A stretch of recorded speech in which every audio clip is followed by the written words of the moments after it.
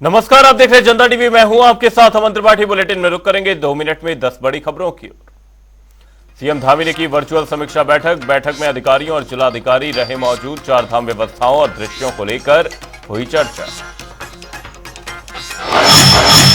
कांग्रेस ने बीजेपी को घेरा। चारधाम यात्रा को लेकर बोली कांग्रेस, कहा देर से जागी सरकार, 4 महीने पहले ही करनी थी तैयारी। विश्वनाथ जगदीशिला देव डोली यात्रा की शुरुआत। देव डोली ने हरिद्वार में किया गंगा स्नान। 16 जून को टिहरी गढ़वाल में यात्रा का होगा समापन। उत्तराखंड में तेज गर्म हवाओं और धूप ने बढ़ाया तापमान। 40 डिग्री के पार पहुंचा तापमान। मौसम विभाग ने अगले 4 दिन तक 5 डिग्री ज्यादा तापमान रहने का अलर्ट किया जारी। हरिद्वार में गंगा नहर में जान जोखिम में डालकर नहा रहे युवक, नवयुवक और छोटे बच्चे ऊंचे पुलों से छलांग लगाकर कर रहे स्नान। दुर्घटना का बना हुआ खतरा। मसूरी में तिब्बती समुदाय ने निकाला कैंडल मार्च। तिब्बती समुदाय के 11वें पंचेन लामा की रिहाई की मांग। चीन सरकार से 11वें पंचेन लामा के जीवित होने के प्रमाण की भी की मांग।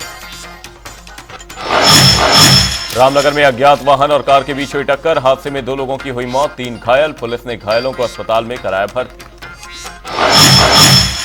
उत्तरकाशी में चारों धामों के दर्शन करने पहुंचे यात्री। यात्रा मार्ग पर देख रेख के लिए मित्र पुलिस सदैव तैयार। भटके यात्रियों के लिए मित्र पुलिस की तरफ से दी गई सुविधा। हरिद्वार में ट्रेन को रोककर लूट का किया गया प्रयास। बदमाशों को देखते ही यात्रियों ने मचाया शोर। बदमाश हुए फरार। बदमाशों की तलाश में जुटी पुलिस। रुड़की में मुख्य शिक्षा अधिकारी ने राजकीय स्कूलों के प्रिंसिपल के साथ की बैठक। शिक्षा में सुधार लाने को लेकर दिए गए निर्देश। बेहतर परिणाम लाने वाले छात्रों को किया गया सम्मान।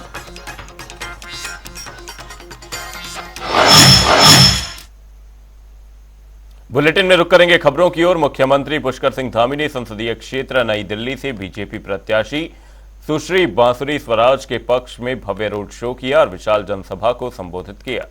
इस दौरान सीएम धामी ने जनता जनार्दन से बीजेपी के पक्ष में मतदान करते हुए बांसुरी स्वराज को प्रचंड मतों से विजयी बनाने की अपील भी की। भाइयों बहनों, आज भारत आज आंतरिक रूप से मजबूत हुआ है। भारत आज सीमाओं की दृष्टि से भी सशक्त हुआ है। पहला का समय था, इसी दिल्ली में मैं जब छोटा था तो दीपावली आती थी, होली आती थी, दशहरा आता था, कोई त्योहार आता था तो लोग कहते थे रेलवे स्टेशन पर मत जाना, बस स्टेशन पर मत जाना, हवाई अड्डे से दूर रहना, कोई मेला लगा है वहां मत जाना, कोई बम विस्फोट हो जाएगा, कोई आतंकवादी घटना हो जाएगी, कोई अलगाववादी घटना हो जाएगी, कहीं दंगा हो जाएगा। कहते थे ना? ये कहते थे कि नहीं कहते थे? जोर से बोलिए जरा। भाइयों बहनों, इन सब चीजों से छुटकारा दिलाने का काम, आतंकवाद से, अलगाववाद से, नक्सलवाद से, देहात से और इन दंगों से मुक्ति दिलाने का काम हमारे प्रधानमंत्री मोदी जी के नेतृत्व में सफलतापूर्वक देश के अंदर संपन्न हुआ है। इतना ही नहीं, देश की सीमाओं पर हमें बार बार आज भी कांग्रेस के लोग डर दिखाया करते हैं कि पाकिस्तान के पास परमाणु बम है। भाइयों बहनों, आज मोदी जी के नेतृत्व में पाकिस्तान परमाणु बम लेकर एक कोने में दुबका हुआ है, एक कोने में दुबका हुआ है।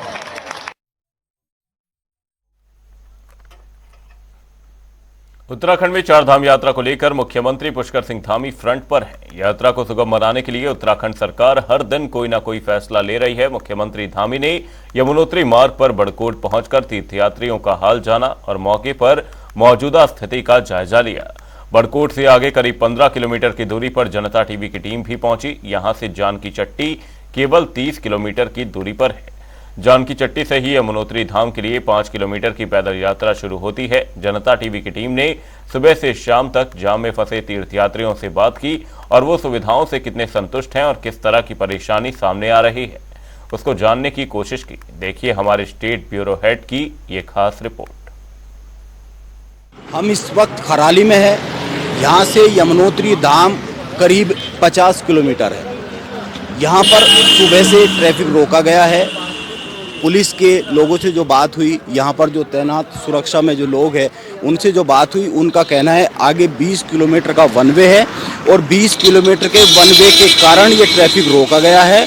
और 20 किलोमीटर के वन वे में जब ऊपर से गाड़ियाँ आ जाएगी, ऊपर गाड़ियाँ ओवर क्राउडेड है, तो ऊपर से जब गाड़ियाँ आ जाएगी तब ये गाड़ियाँ छोड़ी जाएगी। हमने यहाँ बहुत सारे लोगों से बात की, कुछ लोग यहाँ सुबह 5 बजे से खड़े हुए और 5 बजे से खड़े होने के बाद अभी तक नंबर नहीं आया है उनका जाने का। अब ऊपर से गाड़ियाँ कुछ आनी शुरू हुई है, अभी भी कब इन गाड़ियों को छोड़ा जाएगा ये कुछ कहा नहीं जा सकता है। अभी सुबह से तकरीबन 50 गाड़ियाँ ऊपर गई है और सैकड़ों की तादाद में गाड़ियाँ खड़ी हुई है। आगे कितना किलोमीटर का जाम है ये कहा नहीं जा सकता, लेकिन जो चेक पोस्ट है जहाँ से ये मैसेज आया है कि गाड़ियों को रोक लिया जाए, वो तकरीबन यहाँ से 10 किलोमीटर दूर है। और उस 10 किलोमीटर दूर के बाद 20 किलोमीटर का वन वे है। वन वे में एक तरफ से गाड़ियाँ जाएगी, फिर दूसरी तरफ से गाड़ियाँ जाएगी। यमुनोत्री धाम को लेकर पहले दिन ही जब 10 मई को कपाट खुले तो उसी समय चिंताजनक तस्वीरें सामने आई और उन तस्वीरों के बाद सरकार और सरकार से जुड़े सारे महकमे जो चारधाम यात्रा को देखते हैं वो जागे। उसके बाद महकमों के जागने के बाद अलर्ट पर आए। 2 दिन के लिए रजिस्ट्रेशन ऑफलाइन रोका गया। अभी तक अगर ऑनलाइन रजिस्ट्रेशन की बात करें तो तकरीबन 26 लाख के आसपास ऑनलाइन रजिस्ट्रेशन हो चुके हैं। आप लोग कहाँ से आए? मैं पुणे से आया हूँ। आपका नाम क्या है? मैं मिलिंद कुलकर्णी हूँ। मैं पुणे से आया हूँ और हम करीब 4 बजे से निकले थे अपना बालकोट से, और बरकोट से जाके हम 20 किलोमीटर तक सीधे ही गए और उसके बाद जो जाम लगा है करीब 10 किलोमीटर से ऊपर और 10 किलोमीटर से नीचे से जाम लगा है। और दिक्कत हमको ही नहीं तो सारे यात्रियों को है। वहाँ पे खाने का प्रॉब्लम है, वहाँ पे पीने का प्रॉब्लम है। खाने के लिए बच्चे और बूढ़े बहुत सारे लोग हैं जिनको खाने को भी नहीं मिल रहा है और कुछ भी सुविधाएं नहीं है वहाँ पे। और जाम ऐसे लगा है कि पुलिस ना ऊपर वालों को ऊपर जाने दे रही, ना नीचे वालों को नीचे आने दे रही, और पार्किंग के लिए भी सुविधा नहीं है। और गवर्नमेंट को ये सारी चीज़ें करनी चाहिए, चेक करनी चाहिए। जो रजिस्ट्रेशन आप करा रहे हो किसके हिसाब से कराओ, कौन सी कैपेसिटी है आपके पास। अगर आपके पास कैपेसिटी आपको पता है तो आपने उस कैपेसिटी के हिसाब से रजिस्ट्रेशन कराना चाहिए। और दूसरी चीज़ है कि लोग हेलीकॉप्टर से भी आ रहे हैं, उनको तो आप सीधा एंट्री दे रहे हो। देहरादून से सीधा पब्लिक आएगा, वो जाएगा यमुनोत्री, गंगोत्री, केदारनाथ और बद्रीनाथ। उनको आप सीधा टिकट दे रहे हो, कौन से हिसाब से दे रहे हो? वो लोग दर्शन करते हैं, वापस चले जाते हैं। 4 दिन में उनकी यात्रा कंप्लीट हो जाती है। और जो यहाँ से दूर से लोग आए उनके लिए ना सुविधा है ना दर्शन का कोई चांस है। आप पुणे महाराष्ट्र से आए, वापस जा रहे हैं यमुनोत्री धाम में दर्शन किए बगैर। अब कहाँ जाएंगे आप? अब मैं जा रहा हूँ गंगोत्री में कल जाऊँगा। अभी आज दिन भर देखता हूँ, अगर कुछ चांस बनता है तो वापस ट्राई करूँगा, नहीं तो फिर मैं कल सुबह गंगोत्री के लिए निकल जाऊँगा। आप सुबह 4 बजे आ गए थे यहाँ? 4 बजे से मैं लाइन में खड़ा था वहाँ पे। मैं कल रात को ही आ गया था क्योंकि पता था कि यहाँ पे जाम लगता है, तो मेरा बंदा है जो मुझे लेके गया। 4 बजे से हम लाइन में खड़े थे और अभी करीब 11 बज रहे हैं, तो बिना दर्शन वापस जा रहे हैं। आप भी बेटा साथ में है? मेरा परिवार साथ में है, मेरा भाई भी पूरा फैमिली साथ में। तो आप पुणे से आए हैं, महाराष्ट्र से आए हैं, इतनी दूर से आए हैं, बड़ी श्रद्धा से आए हैं, वापस जाना पड़ रहा है, ये तो बड़ी चिंताजनक स्थिति है। अच्छा, आप 4 बजे से लाइन में लगे थे, 4 बजे से लेकर और अभी 11 बज गए, खाने पीने का क्या है? खाने पीने का कुछ नहीं, हम लाइन में खड़े थे, सिर्फ उतना ही था। वहाँ पर खाने पीने की चीज़ें थी, पर आधे रास्ते में पूरा जाम लगा हुआ था और नाश्ते का भी नहीं था वहाँ पर। मतलब खाने पीने की व्यवस्था जो खुद की थी वही थी, बाकी कोई सुविधाएं नहीं है? जो एक्साइटमेंट से आए थे ऊपर जाके दर्शन करेंगे वो अभी तक हुआ नहीं, मतलब वो पूरा खत्म हो गया है। अभी देखते हैं गंगोत्री के लिए, मुझे ऐसा लग रहा है सिचुएशन वैसे ही रहेगा शायद, लेकिन फिर भी बहुत होप्स लेके जा रहा है। देखते हैं अभी गंगोत्री का दर्शन कैसे होता है, लेकिन यमुनोत्री का तो हुआ नहीं सर। बड़ी उम्मीद से आते हैं, इसमें कोई दो राय नहीं है। और माँ गंगोत्री को लेकर भी ये मानना है कि होगा तो देखेंगे, नहीं तो फिर बाबा केदारनाथ जाएंगे। यस, केदारनाथ तो जाना है। अभी केदारनाथ में भी शायद वैसे ही भीड़ रहेगा कुछ। कैसे आप लोग जाएंगे? पैदल ट्रैक करेंगे या हम लोग तो हेलीकॉप्टर का तो कर रहे थे ऑनलाइन भी बुकिंग, लेकिन हुआ नहीं हम लोग का अनफॉर्चुनेटली। और यहाँ पे देख सकते हैं, ट्राई करेंगे लेकिन हो गया था, बुकिंग नहीं मिल रही थी। उसके बाद मैंने एविएशन मिनिस्ट्री को मेल लिखा, IRCTC को भी मेल लिखा, उनकी साइड से कुछ भी रिप्लाई नहीं आया जो मुझे सेटिस्फाई कर सके। वो लोग बोले कि आप ऑफलाइन ट्राई कर सकते हो, ऑनलाइन नहीं मिलेगा आपको। ऑफलाइन कहाँ ट्राई कर सकते हैं? ऑफलाइन वहाँ पे जाके आप ट्राई कर सकते हैं। एक तो आप गुप्त काशी में ट्राई कर सकते हो या फिर फाटा में ट्राई कर सकते हो, सिरसी में कर सकते हो। बस वही एक ऑप्शन है, अगर मिल गया तो मिल गया, नहीं तो चांस नहीं है। ऐसा उन लोगों ने मुझे मेल भेजा है, मेरे पास मेल को कॉपी है। जो हाँ कुछ कहना चाह रहे हैं? सर मैं गुजरात से हूँ, संकेत शाह फ्रॉम भरूच। सर ये यमुनोत्री हम कल दोपहर में 12 बजे से हरिद्वार से निकले, आज 12 बजे, 24 घंटे हो गए, लेकिन अभी तक हम यमुनोत्री नहीं पहुँचे। बाकी सब तो ये दूसरे फ्रेंड ने बता दिया, लेकिन मैं हेलीकॉप्टर की बहुत कड़वा सच में बता रहा हूँ। हेलीकॉप्टर का अभी प्रशासन ने IRCTC को दे दिया है, लेकिन जैसे भाई ने बोला कि 20 अप्रैल को खुला था, उसके बाद एक वीक के बाद टिकट रिजर्वेशन अगेंस्ट कैंसिलेशन खोला था। जब मैंने टिकट बुक करवाई 19/5 का मैंने बुकिंग करवाया और मेरे को टिकट मिली 19/10 का। जब मैं IRCTC का कस्टमर केयर में कर रहा हूँ, ट्वीट कर रहा हूँ, IRCTC को ट्वीट कर रहा हूँ, मेल कर रहा हूँ, लेकिन कोई भी प्रॉपर जवाब नहीं दे रहा है। मैं मेरे 75 इयर्स के बुजुर्ग मेरे माँ बाप को लेके आया हूँ, मेरी 9 साल की बच्ची को लेके आया हूँ, और मैं 90 लोग हमारे पैसेंजर भरूच के, उसमें से 20 लोग हमारे सीनियर सिटीजन है। सबको हेलीकॉप्टर का टिकट चाहिए, लेकिन there is no priority for the senior citizen as well as for the children. आप कोई भी यात्री को पूछो तो इसमें प्रशासन को खास देखना चाहिए, उत्तराखंड गवर्नमेंट को देखना चाहिए। ये IRCTC की बड़ी बड़ी बातें कर रहे हैं। IRCTC को मैंने ट्वीट किया, लेकिन there is no reply from the IRCTC as well as railway minister. किसी का कोई रिप्लाई नहीं आया है। तो रेलवे को, ये मिनिस्ट्री को देखना चाहिए, खास करके उत्तराखंड गवर्नमेंट को। मैं गुजरात से हूँ, गुजरात के CM जो है भूपेंद्र भाई पटेल, उसने आज रिक्वेस्ट किया है उत्तराखंड की गवर्नमेंट को। आप न्यूज देख सकते हो कि भाई मेजोरिटी गुजराती पीपल इधर आए हैं, बाकी स्टेट से भी आए, मैं ऐसा नहीं बोल रहा हूं, लेकिन आप देखोगे तो 60 to 70% गुजराती पीपल है, लेकिन there is no any priority for the senior citizen as well as for the children. तो सवाल कई सारे हैं, रजिस्ट्रेशन इतनी ही तादाद में क्यों नहीं हो रहे हैं जितनी तादाद में होने चाहिए, जिनको ऊपर फैसिलिटी दी जा सके। हेली सेवाओं को लेकर कई सारे सवाल है। हम 4 धाम की यात्रा की कवरेज के लिए निकले हैं जनता टीवी के लिए। हम इस को दिखाते रहेंगे किस तरह की व्यवस्था है, किस तरह की सुविधा है, सरकार के दावे क्या है और हकीकत क्या है, इस पे बात करते रहेंगे। यमुनोत्री मार्ग से जनता टीवी के लिए योगेश राणा। मुख्यमंत्री पुष्कर सिंह धामी चुनावी प्रचार प्रसार छोड़कर 4 धाम यात्रा की व्यवस्थाओं को सुधारने के लिए निकले हैं। इसी क्रम में CM धामी बड़कोट पहुंचे और ग्राउंड जीरो पर यमुनोत्री धाम की यात्रा व्यवस्थाओं का जायजा लिया। हालांकि कांग्रेस पार्टी का कहना है कि सरकार को 4 धाम यात्रा की तैयारी 4 महीने पहले ही कर लेनी चाहिए थी, लेकिन सरकार अब देर से जाग रही है। 4 धाम यात्रा शुरू होने से 4 महीने पहले से हम लगातार सरकार को चेताने का काम कर रहे थे कि पिछले वर्षों के जो कटु अनुभव है 4 धाम यात्रा में, उससे सबक लेकर के इस बार व्यवस्थाएं सुधारी जाएं। और सरकार की ओर से बड़े बड़े दावे किए जा रहे थे कि इस बार व्यवस्थाएं चाक चौबंद रहेंगी और पिछले वर्षों के कटु अनुभव जो है इस बार देखने में नहीं आएंगे।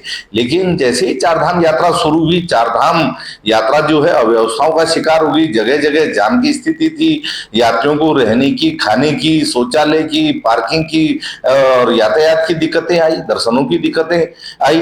तीर्थ पुरोहितों का, व्यापारियों का और स्थानीय लोगों का विरोध भी जो है सामने आया। तो ये स्थितियां क्यों आई? मुख्यमंत्री जी आज जाग रहे हैं। अगर आप 4 महीने पहले जाग जाते और 4 महीने पहले आप यात्रा शुरू होने से पहले अगर इस प्रकार की एक्सरसाइज करते, व्यवस्थाओं की मॉनिटरिंग करते, और निश्चित तौर पर जो है व्यवस्थाएं सुधरती। देहरादून बीजेपी मुख्यालय में बीजेपी प्रदेश प्रवक्ता सुनीता विद्यार्थी ने प्रेस कॉन्फ्रेंस की। इस दौरान उन्होंने कहा कि 4 धाम यात्रा के लिए श्रद्धालुओं में काफी उत्साह देखने को मिल रहा है। अब तक 25 लाख से ज्यादा श्रद्धालुओं ने रजिस्ट्रेशन कराया है। उन्होंने कहा कि सरकार ने श्रद्धालुओं की सुविधा के लिए तमाम इंतजाम किए हैं। इस दौरान उन्होंने कांग्रेस की ओर से उठाए जा रहे सवालों पर भी जमकर निशाना साधा। साथ ही कहा कि 4 धाम यात्रा प्रदेश के लिए काफी महत्वपूर्ण है, इसके लिए सभी को सहयोग करना चाहिए।